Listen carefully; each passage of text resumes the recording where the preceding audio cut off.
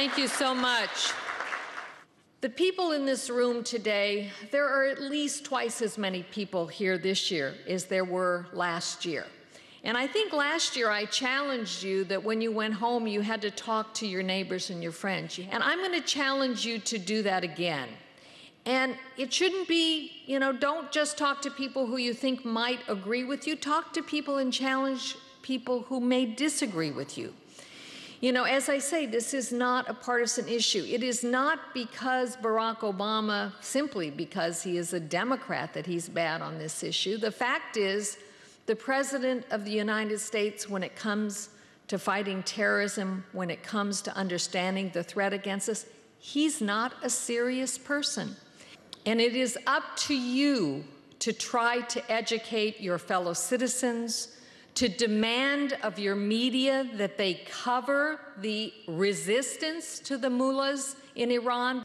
There is a moderate Islamic movement in the world, and it is headed up by a woman, Madam Maryam Rajavi, who is president-elect of the National Council of Resistance of Iran. And you've heard about her program today, and many of you know it firsthand because you were part of that movement. This is a movement that believes in all the things that we in America believe, that our founders believed in: freedom of press, freedom of the ballot box, freedom of religion, a separation between church and state so that you do not have the government telling you what to believe, how to believe, and how to practice your religion.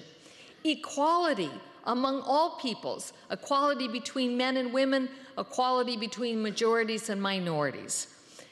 So I charge you today, particularly those of you who are not of the Iranian American community, to go out and educate the people in your own communities about this resistance movement. You need to become an active political voice. Your voices need to be heard in Washington.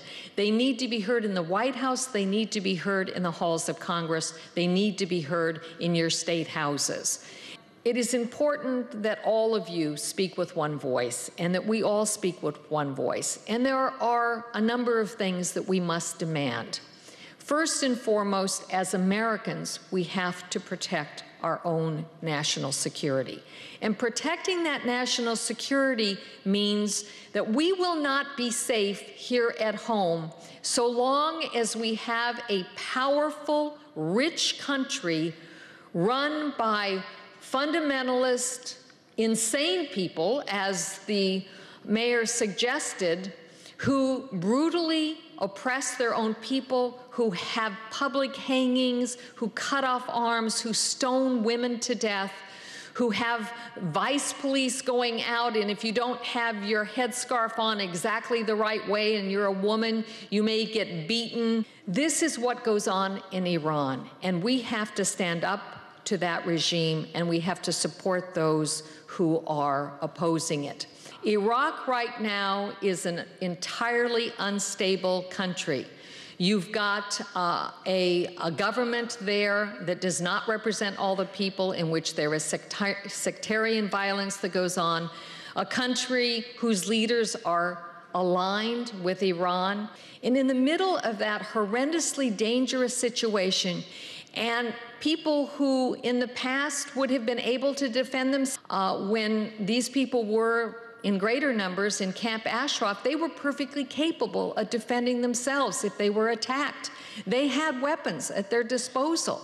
And what did they do when the United States invaded Iran?